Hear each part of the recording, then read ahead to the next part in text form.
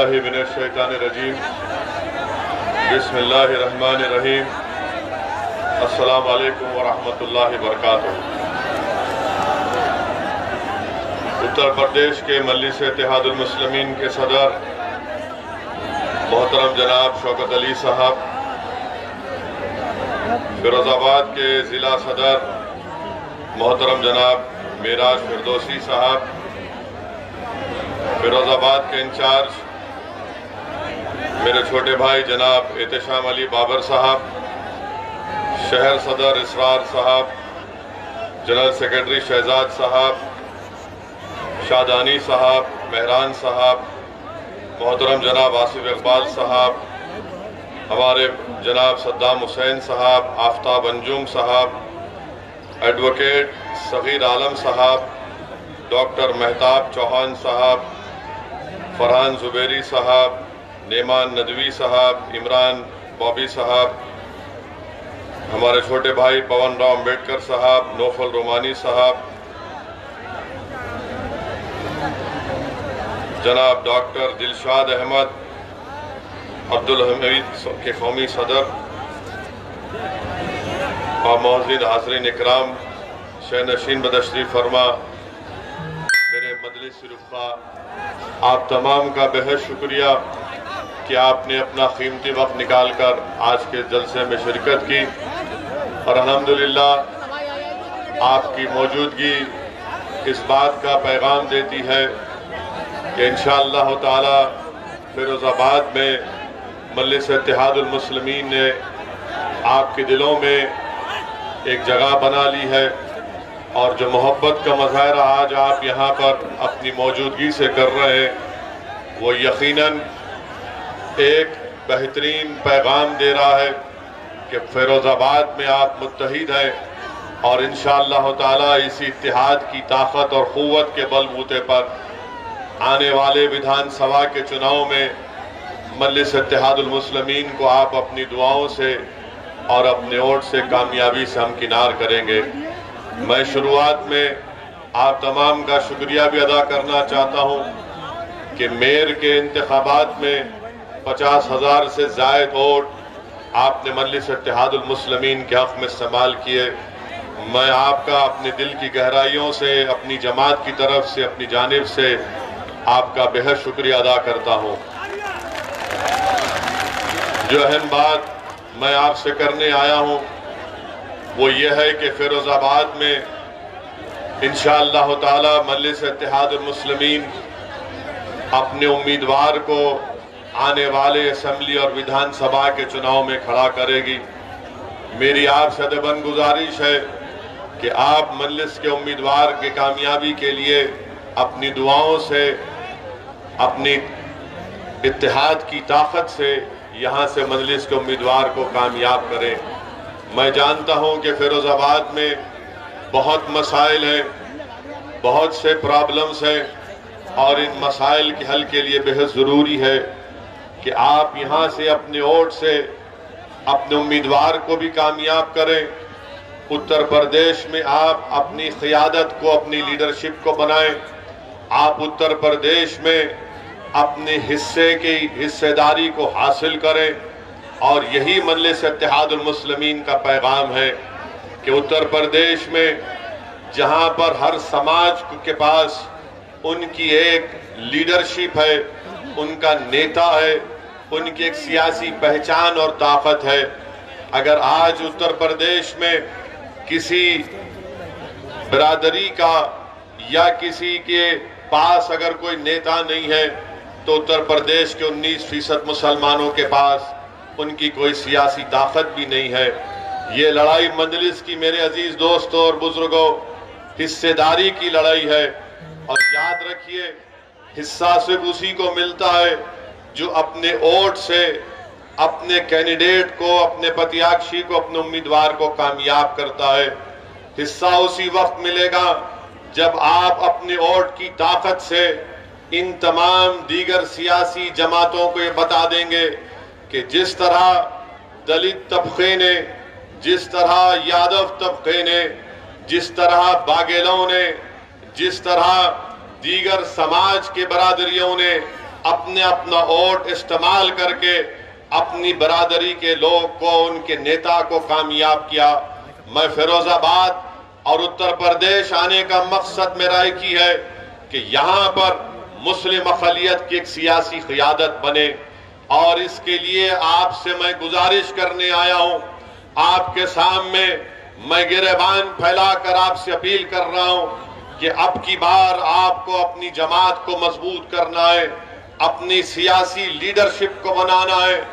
बहुत 60 साल का एक लंबा अरसा हो चुका कि हमने अपने वोट का इस्तेमाल तमाम पार्टी के हक में किया, मगर उन्होंने आपका वोट तो हासिल किया, अपनी बरादरी के नेताओं को मजबूत किया और मुस्लिम अक़लियत को यतीम और लाचार बनाकर छोड़ दिया। मेरे अजीज दोस्तों और बुजुर्गों, मेरे गयूर नौजवानों, याद रखिए हमारे मुल्क की जमहूरियत की तल्ख़ हकीकत यह है कि जिसके पास उसका नेता होगा उसी की आवाज को सुना जाएगा। जिसके पास उसका नेता नहीं होगा उसकी आवाज को सुनना तो दूर की बात, उसको दबाया जाता है, उसको कुचला जाता है, उस नौजवान के मुस्तक़बिल को तारीक कर दिया जाता है। और यही हकीकत आपको समझने की जरूरत है। याद रखिए, जज्बाती तकारीर से या नारे लगाने से नेता नया लीडरशिप नहीं बनती। नेता और लीडरशिप बनेगी मुसलमानों की इंशाअल्लाह तो आपके इत्तेहाद और आपके वोट के जरिए बनेगी। और आपसे अपील कर रहा हूं कि ये काम आपको इस आने वाले विधानसभा में करना है। लोग बहुत सी बातें करेंगे, बहुत सी सियासी पार्टी के नेता आकर आपसे कहेंगे, बल्कि कह भी रहे कि असदुद्दीन ओवैसी की मजलिस पार्टी को वोट दोगे तो याद रखो यहां से बीजेपी कामयाब हो जाएगी। मैं उनसे पूछना चाहता हूं, बताओ लोकसभा के चुनाव में बसपा और सपा मिलकर लड़े तो सिर्फ 15 लोकसभा की सीट पर बीएसपी और समाजवादी के उम्मीदवार कामयाब हुए। माबाकी पर क्यों कामयाब नहीं हुए? क्या मजलिस जिम्मेदार है इसकी? मेरे अजीज दोस्तों और बुजुर्गों, आप जानिए मेरी इस बात को कि इनको असदुद्दीन ओवैसी से जाती नफरत इसलिए है कि असदुद्दीन ओवैसी इन तमाम सियासी पार्टियों के आगे मैं अपने जमीर का सौदा करने के लिए तैयार नहीं हूं। मैं आपका वोट बेचने के लिए तैयार नहीं हूं। मेरी लड़ाई अगर है तो आपकी लड़ाई है। अगर हैदराबाद से असदुद्दीन ओवैसी फिरोजाबाद को आया है तो मैं अपनी मकबूलियत में इजाफा करने के लिए नहीं आया हूं, मैं अपनी अना की तस्कीन के लिए नहीं आया हूं। मेरे आने का मकसद एक ही है और इंशाअल्लाह अल्लाह मुझे जब तक जिंदा रखेगा मैं उत्तर प्रदेश को आता रहूंगा, फिरोजाबाद को आता रहूंगा। और मेरी ख्वाहिश यही है कि अल्लाह जब मेरे इस जिस्म से मेरी जान को निकाल देगा, नहीं मालूम कि अल्लाह कितनी मोहलत हमको और आपको दी है। मेरी एक ही ख्वाहिश है कि जब इस दुनिया से अल्लाह मुझे बुला लेगा मैं उत्तर प्रदेश में मजलिस के परचम तले मुसलमानों के लीडरशिप को देखना चाहता हूं। मेरी आपसे गुजारिश है, आपको हिस्सा उसी वक्त मिलेगा। याद रखो, रोज रोज अगर आप ये बैठकर सोचते होंगे कि मुझसे नाइंसाफी कैसे खत्म होगी, मेरे बच्चे के स्कूल का इंतजाम कैसे होगा, फिरोजाबाद में मेरे गली कूचों में साफ पीने का पानी कब आएगा, अगर आपको शिकायत है कि फिरोजाबाद में बिजली नहीं आती और जिसकी बिना पर आपको अपनी चूड़ियां बनाने में, गिलास की फैक्ट्री चलाने में मुश्किल होती है, तो मेरी आपसे ही गुजारिश है कि आज आपके सामने एक मुतबादिल है, एक विकल्प है मजलिस के रूप में, आप इसको मजबूत करिए। मेरे अजीज दोस्तों और बुजुर्गों, फिरोजाबाद में यहां पर घंटा नगर में लोग को नौकरी मिलती थी, मगर आज महीने में सिर्फ 10 या 12 दिन का काम उनको मिलता है। बताइए इसका जिम्मेदार कौन है? इसका जिम्मेदार भारतीय जनता पार्टी है कि घंटा नगर में भी आज नौजवानों को रोजगार नहीं मिलता। आज आप देखते हैं कि फिरोजाबाद में, रुक जाइए, कोई इसको मत करिए, रुक जाइए, आप रुक जाइए। फिरोजाबाद में सब अगस्त सितंबर में बुखार आया तो मीडिया ने लिखा है कि 45 से लेकर 200 के दरमियान में मासूम बच्चों की मौत हो गई। इसका जिम्मेदार कौन है? इसका जिम्मेदार बीजेपी की सरकार है। आप बताइए कि टाइफाइड हो जाता है, मलेरिया हो जाता है, क्या क्या हो जाता है।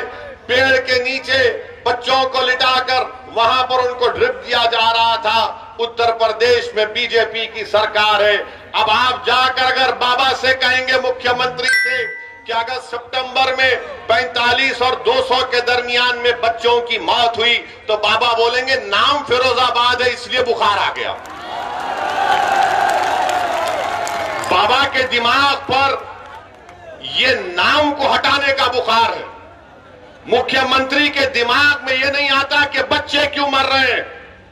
बच्चे इसलिए मर रहे हैं क्योंकि बीजेपी की सरकार ने फिरोजाबाद में सिर्फ 17 पब्लिक हेल्थ सेंटर्स कायम किए। डॉक्टर का इंतजाम नहीं है, दवाएं नहीं है, कुछ नहीं है। मगर बाबा कहेंगे कि नाम बदल दो फिरोजाबाद का, बुखार नहीं आएगा, बच्चे नहीं मरेंगे। नाम बदलने से कुछ नहीं होता, काम करना पड़ेगा। मगर जहां कहीं भी नाम फिरोजाबाद होगा, नाम बदल दो, नहीं सुने ठोक दो, नहीं सुने जेल में डाल दो। ये इनकी पॉलिसी रही है। बीजेपी की सरकार पिछले 5 साल में उत्तर प्रदेश में कोई काम नहीं किया, कोई काम नहीं किया। मेरे अजीज दोस्तों और बुजुर्गों, नरेंद्र मोदी की दिल्ली में नीति आयोग ये कहती है कि फिरोजाबाद में 32% गरीब लोग रहते हैं। 32% गरीब लोग फिरोजाबाद में रहते हैं। बताओ आपने क्या किया? आप कहते हैं कि हमने नौकरियां दी। झूठ कहती है बीजेपी की सरकार, योगी की सरकार झूठ कहती है। डेटा बताता है कि 20 और 24 साल के बच्चों में बेरोजगारी में डबल इजाफा हो चुका है। 26 और 29 साल के नौजवान बच्चों में बेरोजगारी का इजाफा हो चुका है। नरेंद्र मोदी के पास इसका कोई जवाब नहीं है। नरेंद्र मोदी सिर्फ एक दिन में 4-4, 5-5 मरतबा अपने कपड़े पहनकर फोटो खिंचवाते हैं और समझते हैं कि पूरा मसला हल हो चुका है, पूरा मसला हल हो चुका है।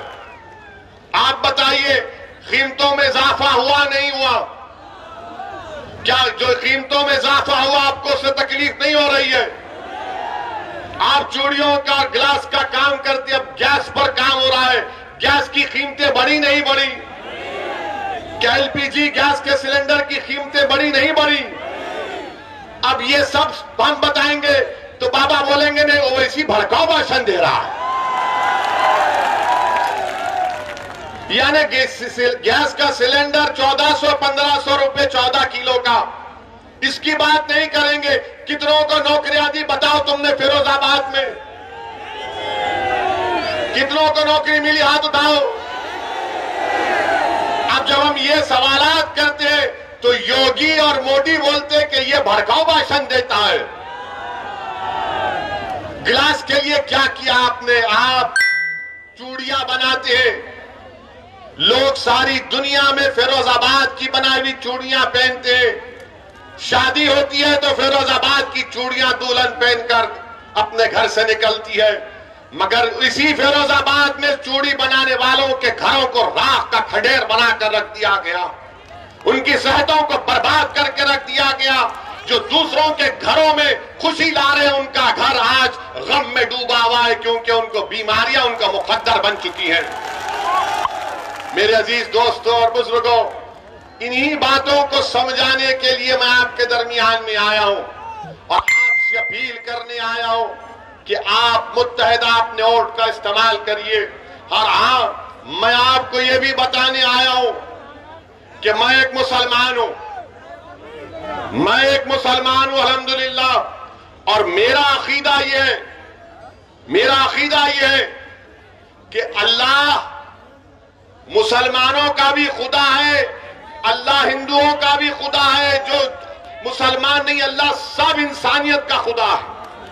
अल्लाह रब्बुल आलमीन है, रब्बुल मुस्लिमीन नहीं है। मानते ना इस बात को? आप मानते ना? और मेरा मानना यह है कि अल्लाह इंसाफ करने वाला है, अल्लाह इंसाफ करने वाला है ना। हमारा मानना यह है कि अल्लाह सुब्हानहू व तआला इंसाफ करेगा। अल्लाह सुब्हानहू व तआला दुनिया में भी इंसाफ करेंगे और अल्लाह जब हशर का मैदान खड़ा होगा तो अगर कोई राय बराबर नेकी करेगा तो अल्लाह उसका सिला देगा, कोई राय बराबर गुनाह करेगा तो उसका अल्लाह के पास उसको जवाब देना है। ये मेरा अकीदा है। अब आप बोलेंगे संविधान में ये कहां से है? बीजेपी के लोग बोलते संविधान में कहां से आया? संविधान में जिसको बाबा साहेब अंबेडकर ने बनाया उसका प्रियम्बल में लिखा हुआ है liberty of thought and religion, यानी आजादगी। मुझे अपने मजहब पर, उसकी अकीदे पर चलने का इख्तियार दिया गया है। तो जब हम ये बात करते हैं तो बोलते हैं देखो ओवैसी भड़काऊ भाषण दिया। मैं नरेंद्र मोदी से पूछना चाहता हूं, आप देश के प्रधानमंत्री हैं, अरे कानपुर की 45 मिनट की मेरी तकरीर आपको सिर्फ 45 सेकंड दिखे उसमें, और वो भी झूठ। मोदी और योगी को, असदुद्दीन ओवैसी को दिखाना पड़ रहा है झूठ के लिए। अरे सच्चाई का नाम असदुद्दीन ओवैसी है, याद रखो, मोदी और योगी। और हम क्या बोले उसमें, क्या बोले उसमें? पहले तो चोरी से झूठा वीडियो डाले, जब उसके बाद हमने पूरा वीडियो डाला तो पूरे गायब, सन्नाटा। हम बोले चलाओ, बताओ इसमें हमने क्या किया। हमारा अकीदा ये, मेरा फेथ ये है कि हमने कुरान करीम में पढ़ा, हमने बुजुर्गों और नेक बंदों के पैरों के पास उलमाओं की सोबत में बैठकर सुना। क्या सुना हमने? कि फिरौन था ना फिरौन, फिरौन हार गया ना मूसा के सामने, हारा ना फिरौन। तो हम क्या बोलते कि फिरौन की हार हक की जीत है ना? फिरौन की हार हक की जीत है। नमरूद हजरत इब्राहिम के आगे खत्म हो गया, तो हम क्या बोलते? सच्चाई की कामयाबी है, नहीं है। हम नहीं कहते कि नमरूद की नाकामी सच्चाई की कामयाबी है। क्या हम ये नहीं बोलते कि करबला में इमाम हुसैन ने अपनी गर्दन कटाई मगर यजीद हार गया? क्या हम नहीं कहते ये बात को? अब जब मेरा अकीदा ये है, आपके पेट में दर्द क्यों हो रहा है? ये कह रहे कि ओवैसी को नहीं कहना चाहिए था, ओवैसी को यह कहना चाहिए था कि फिरौन जीत गया, नमरूद जीत गया, खुदा ना खास्ता यजीद जीत गया। अरे दुनिया जब तक कायम अल्लाह रखेगा, हमेशा वक्त का फिरौन हारेगा, वक्त का नमरूद हारेगा, वक्त का यजीद हारेगा। अब मीडिया वाले सोच रहे होंगे अब कैसा पकड़े उसको, कैसा पकड़े इसको? नहीं पकड़ सकते। मेरा अकीदा है, आप मूसा को मत मानो, आप फिरौन को मानो तो आप फिरौनी, आप इब्राहिम को मत मानो तो आप नमरूदी, आप हुसैन को नहीं मानो तो आप यजीदी। ये जमहूरियत की खूबसूरती है। मैं तो ये नहीं कह रहा हूं कि मैं ही सच हूं, मैं ये कह रहा हूं कि मेरा मानना ये है। इसीलिए हम कहते हैं कि जो जालिम है उसका खातिमा होगा। हो सकता है कि मेरे जिंदगी में ना हो, मेरे बच्चों की जिंदगी में हो जाएगा। अच्छा, आपको मालूम नमरूद को कैसे उसका खातिमा हुआ? नमरूद का खातिमा कैसे हुआ मालूम आपको? नमरूद का खातिमा ऐसे हुआ कि अल्लाह ने उसके दिमाग में एक लंगड़े मच्छर को डाल दिया था। लंगड़ा मच्छर नमरूद की दिमाग में चला गया। अब उस नमरूद के पास वक्त का बादशाह था। उसके पास जो कोई मिलने आता तो उससे कहा जाता, बादशाह सलामत से मिलने से पहले उसके सर पर एक थप्पड़ मारना पड़ेगा तुमको, क्योंकि उसका मच्छर जो दिमाग में अल्लाह ने डाल दिया था उससे उसको राहत मिलती थी। ये हमारा अकीदा है। आप ये कह रहे ये क्यों बोले? ये नहीं बोलना चाहिए। अरे तुम होते कौन हो? क्या मैं तुम्हारी जबान में बोलूं? क्या तुम्हारी जबान मेरे मुंह में है? क्या तुम्हारी सोच मेरी दिमाग में नहीं? हमारे मुंह में हमारी जबान है, तुम्हारी जबान नहीं है। हमारे मुंह से जो बात निकलेगी वही सदाकत है, वही सदाकत है। अरे इख्तिदार पर बैठकर बड़ी बड़ी बातें करते हैं कि असदुद्दीन ओवैसी को ये नहीं बोलना चाहिए था, वो नहीं बोलना चाहिए था। अरे मैं क्या तुमसे पूछ रहा हूं? मैं बोलूंगा अपनी बात को, आपको पसंद नहीं है कान में रुई लगाकर बैठ जाओ। मगर सच्चाई यही है, सच्चाई को बयान करना जरूरी है। और अब तो हद ये हो गई कि हम अपने मरने वालों का भी जिक्र नहीं करेंगे, हम अपने मरने वालों का भी जिक्र नहीं करेंगे, हम जुल्म का जिक्र नहीं करेंगे, हम मजलूम का जिक्र नहीं करेंगे, हम मरने वालों का जिक्र नहीं करेंगे, जिंदों को दबाया जा रहा है उनके दबाने का जिक्र नहीं करेंगे। बीजेपी और ये तमाम सेकुलर जहन रखने वाली पार्टियां ये चाहती हैं कि असदुद्दीन ओवैसी जालिम का साथ दे। याद रखो, अल्लाह जब तक जिंदा रखेगा असदुद्दीन ओवैसी और मजलिस का एक एक रुकन जालिम का नहीं मजलूम का साथ देंगे। जब तक अल्लाह हमको जिंदा रखेगा हम कातिल का नहीं मकतूल के इंसाफ के लिए लड़ते रहेंगे। हम कातिलों का साथ नहीं देंगे, मकतूलों का साथ देंगे। हम ताकतवरों का साथ नहीं, कमजोरों का साथ देंगे। और हमारी आंखों में जो सबसे कमजोर है वो हमारी नाकों में सबसे ताकतवर है। अगर जुल्म मुसलमान किसी हिंदू पर करेगा हम उस हिंदू का साथ देंगे, मजहब को बीच में आने नहीं देंगे, जुल्म को देखेंगे, जालिम को पहचानेंगे। ये बात इनको जब समझ में नहीं आती, ये समझते हैं कि हम आके बाजा बजाते इनका, मोदी का, योगी का, अखिलेश का, कांग्रेस का। अरे तुम्हारा बाजा नहीं बजाएंगे। अब हम बात करेंगे हिस्सेदारी की। कानपुर की तकरीर पर बड़ा उछाला, क्या किया, क्या कहा मैंने?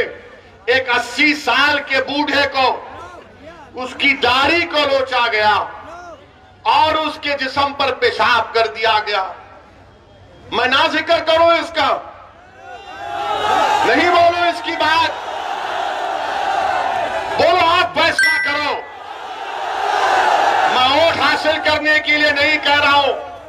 80 साल का बूढ़ा अगर हिंदू भी होता तो वैसी लड़ता, उसके लिए लड़ता रहेगा। मगर आप बात ही नहीं करते, आप बोलते ही नहीं। अब तो ऐसा बना दिया जा रहा है कि हम अपने जुल्म का, अपने कमजोरों का भी जिक्र ना करें। मेरे अजीज दोस्तों और बुजुर्गों, यहां पर मैं आप तमाम के दरमियान में खड़े होकर अल्लाह से दुआ करता हूं। अब हम दुआ भी कर रहे हैं तो इनको पसंद नहीं आ रहा, बीजेपी के लोगों को। कैसे दुआ कर रहा है ये? दुआ करना है, आप आमीन बोलो मत बोलो, अल्लाह सुनने वाला है।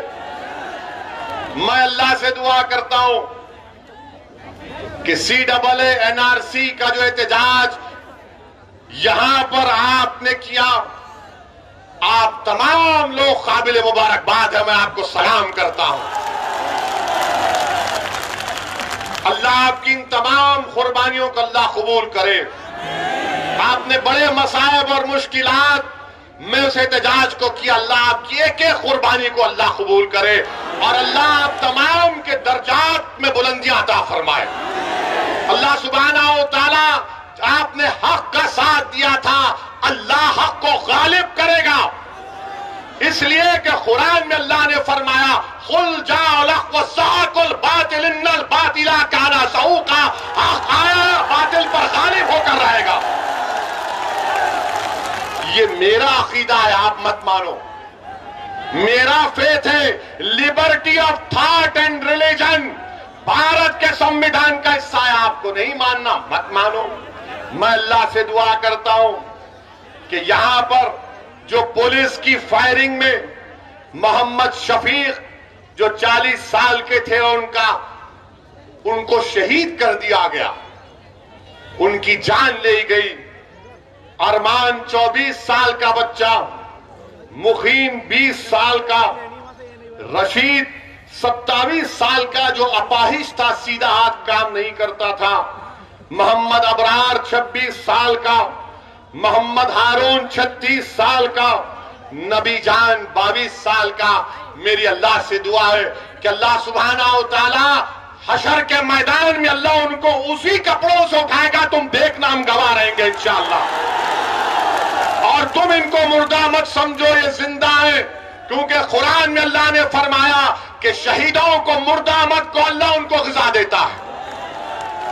मेरी अल्लाह से दुआ है, अगर आप इन मक़तूलीन, इन जो जिन हजरात को शहीद कर दिया गया CAA-NRC के एहतजाज में, अगर आप उनके माँ बाप को जानते हैं, उनके दोस्त को, उनको भाई को जानते हैं, तो मेरा पैगाम पहुंचाना, उनसे कहना है कि मैं तुम्हारा बेटा नहीं हूं, मगर मैं तुम्हारे गम को अपने सीने में महसूस करता हूं।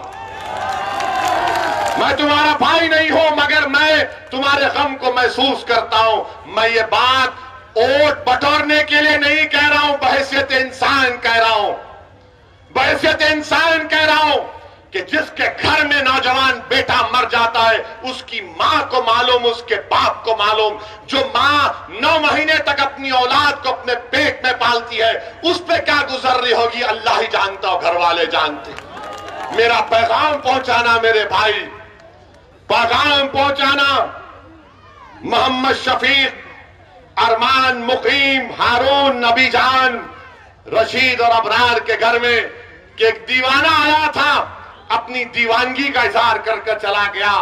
आज दीवानगी की जरूरत है, याद रखो। अक्लमंद को कभी मंजिल नहीं मिलती, अक्लमंद को कभी मंजिल नहीं मिलती, जुनूनी को, दीवाने को मंजिल मिलती है। क्योंकि जब तुम अकल से पूछोगे फिरोजाबाद में मजलिस जीती गई क्या, तो हल बोलेगी और डिवाइड हो जाएंगे। जब तुम दिल से पूछोगे तो दिल बोलेगा प्यारे कूद जा, आग का दरिया डूब के निकलेंगे इंशाअल्लाह। अकल और दिल दोनों में हमेशा झगड़ा होता है। और ये तमाम सेकुलर पार्टियां और बीजेपी ये हमारे दिमाग से खेलते, ऐसा हो जाएगा, वो हो जाएगा। अरे क्या क्या नहीं हो गया अब तक, अब क्या करना बाकी है बताओ आप मेरे भाई। क्या यह बात गलत नहीं है कि एक 32 साल अहमद नबी, जिसको CAA के प्रोटेस्ट में गिरफ्तार किया गया था, अहमद नबी को भी मेरा सलाम। अहमद नबी कैंसर का पेशेंट था, यहां की पुलिस ने गिरफ्तार किया, उसको कीमियोथेरेपी ले जाने की इजाजत नहीं दी। अब आप बोलेंगे कहां से कह रहे हैं, मीडिया की रिपोर्ट है, मुझ पर केस बुक करना करो, मैं तो आपका समधी बनने या दामाद बनने तैयार हूं, मुझे उसकी परवाह नहीं है, सच्चाई को बयान कर रहा हूं। और फिर उनका भाई का फिरोजाबाद के जेलर लाल प्रताप सिंह ने मीडिया से कहा कि योगी सरकार ने अहमद नबी की कीमियोथेरेपी के लिए पुलिस कस्टडी नहीं दी। जेलर साहब कह रहे हैं उन पे भी केस बुक करेंगे क्या आप? और फिर टाइम्स ऑफ इंडिया जनवरी 1, 2020 का टाइम्स ऑफ इंडिया ने लिखा कि वीडियो है जिसमें पुलिस की मौजूदगी में पत्थर बरसाए जा रहे थे। योगी बोलेंगे नहीं पत्थर नहीं फूल बरसा रहे थे। ये सब है, इसका जिक्र क्यों कर रहे हो? ऐसी करूंगा जिक्र क्योंकि दुनिया में जब तक नाइंसाफी का जिक्र नहीं होगा, इंसाफ नहीं होगा। याद रखो, नाइंसाफी का जिक्र करना जरूरी है इंसाफ को मजबूत बनाने के लिए। मजलूम का जिक्र इसलिए जरूरी है कि जालिम के जुल्म को रोकने के लिए और बच्चों के मुस्तकबिल को अच्छा बनाने के लिए। मेरे अजीज दोस्तों और बुजुर्गों, फिर आप ये भी देखते हैं, आप ये भी देखते हैं कि आपके फिरोजाबाद में एक भी गवर्नमेंट यूनिवर्सिटी नहीं है, एक भी गवर्नमेंट यूनिवर्सिटी नहीं है। क्या किए बाबा आप, क्या किए समाजवादी की सरकार ने? मेरे अजीज दोस्तों और बुजुर्गों, आपके सामने ये भी बताने आया हूं कि उत्तराखंड में हमारे मीडिया के लोग, जरा कैमरा कर लो मुझ पे, मसाला दे रहा हूं आपको शाम के 6 बजे के लिए। हमारा निकाह करना 7 बजे। माशाल्लाह हफ्ते में 2 बार हमारा अख्त होता है टीवी के ऊपर, निकाह होता है हमारा, दूल्हा बनाकर पेश किया जाता है हमको। देखो ये बोला, ये बोला, वो बोला, ऐसे बोला, वो बोला। अरे अल्लाह ज़बान दिया तो बोलने के लिए दिया ना, गुंगा रहने के लिए तो नहीं दिया है ना। संविधान के दायरे में रहकर बोल रहा हूं, तुमसे संविधान सीखना नहीं है, मैं तुमको सिखा सकता हूं संविधान। उत्तराखंड हरिद्वार में एक धर्म संसद हुआ। क्या हुआ? अब धर्म संसद में उत्तराखंड में बीजेपी की सरकार, आज भारत के प्रधानमंत्री नरेंद्र मोदी गुजरात में ईसाइयों के चर्च के में जाकर कहा कि भारत की अखंडता को बरकरार रखना है, भारत की यूनिटी को बरकरार रखना है। देश के प्रधानमंत्री ने कहा बड़ी अच्छी बात है, बड़ी अच्छी बात है, मगर हम देश के प्रधानमंत्री से पूछना चाह रहे हैं कि उत्तराखंड में आपकी सरकार है और उस सरकार में वहां पर एक धर्म संसद हुआ जिसमें उसका नाम क्या रखा गया?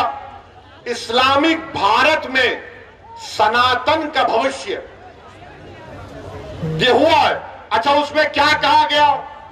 उसमें चलिए मैं लफ्ज़ मुसलमान नहीं बोलूंगा क्योंकि योगी और मोदी और उनके चमचों को बड़ी आपत्ति होगी।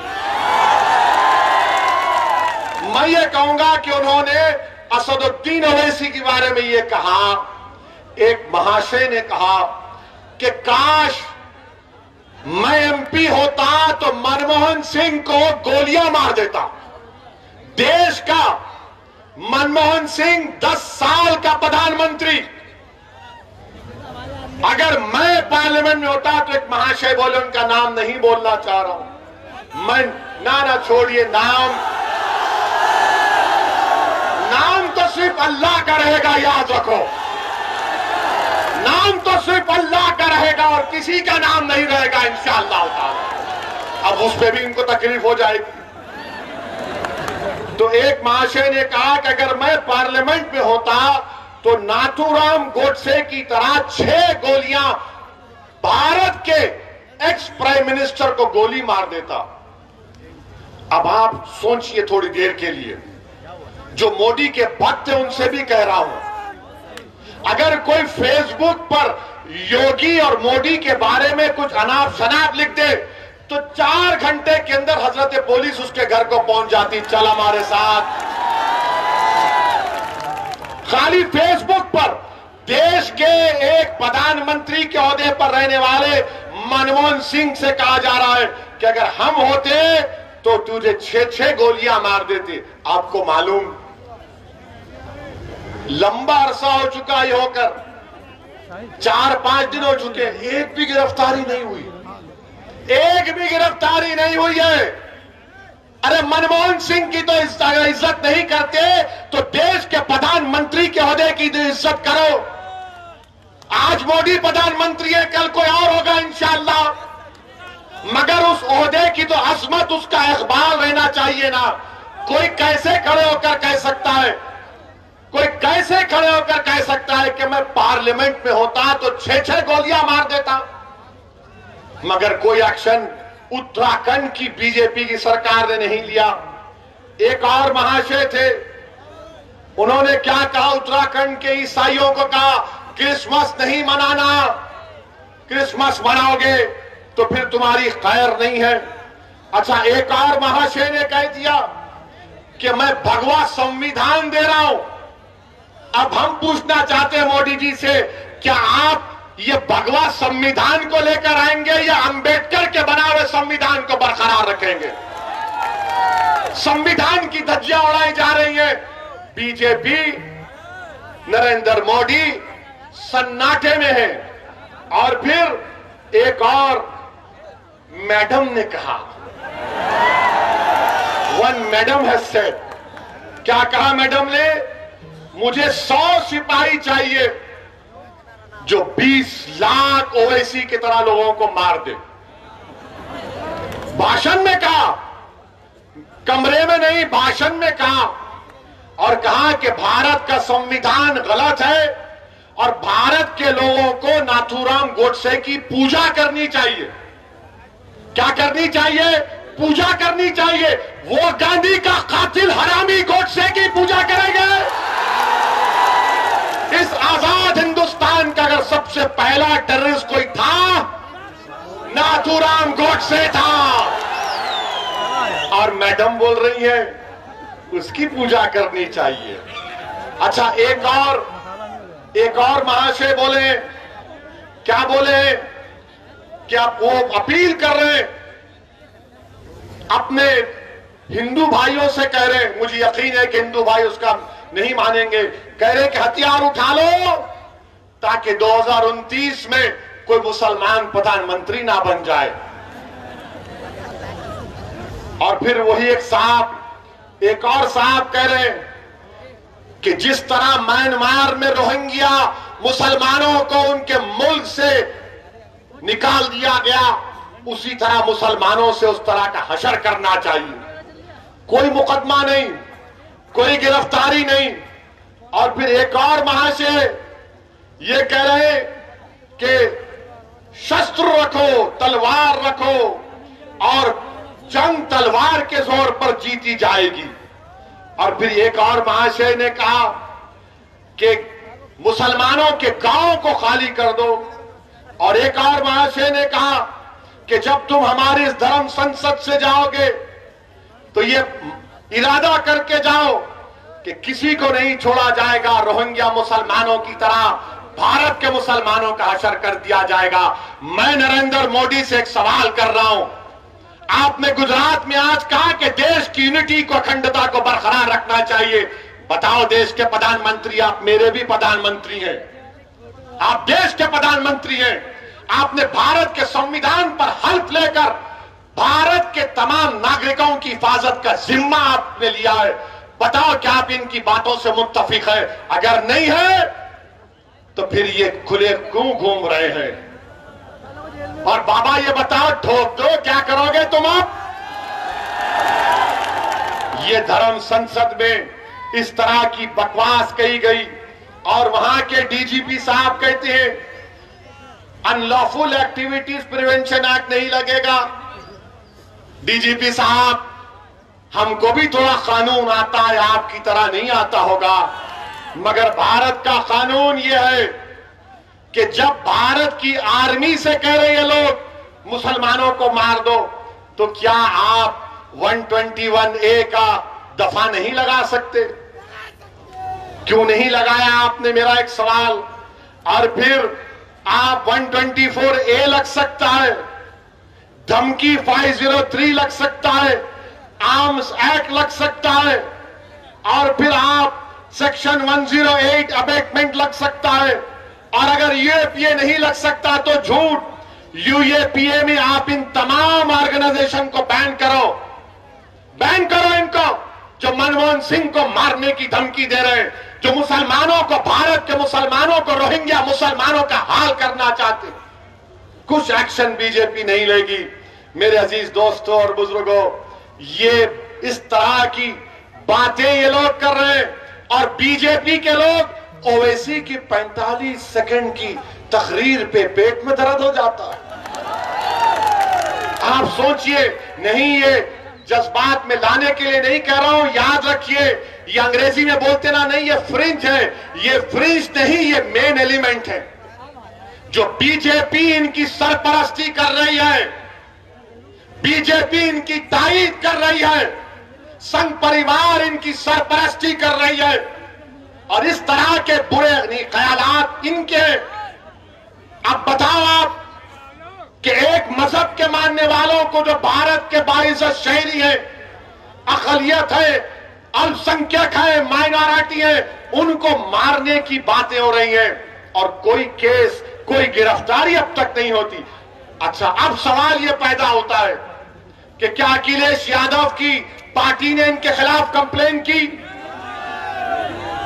उत्तराखंड में भी समाजवादी है, कांग्रेस इलेक्शन लड़ने जा रही है, क्या कांग्रेस ने कंप्लेन दी? किसने दी? मजलिस इत्तेहादुल मुस्लिमीन के डॉक्टर नैयर काज़मी ने जाकर कंप्लेन दी। क्यों कंप्लेन नहीं दी समाजवादी और कांग्रेस ने? तो बोलेंगे वो वोट नहीं मिलेगा हमको, वो वोट नहीं मिलेगा हमको। अरे तुम वोट की क्यों बात कर रहे? देश को बचाओ।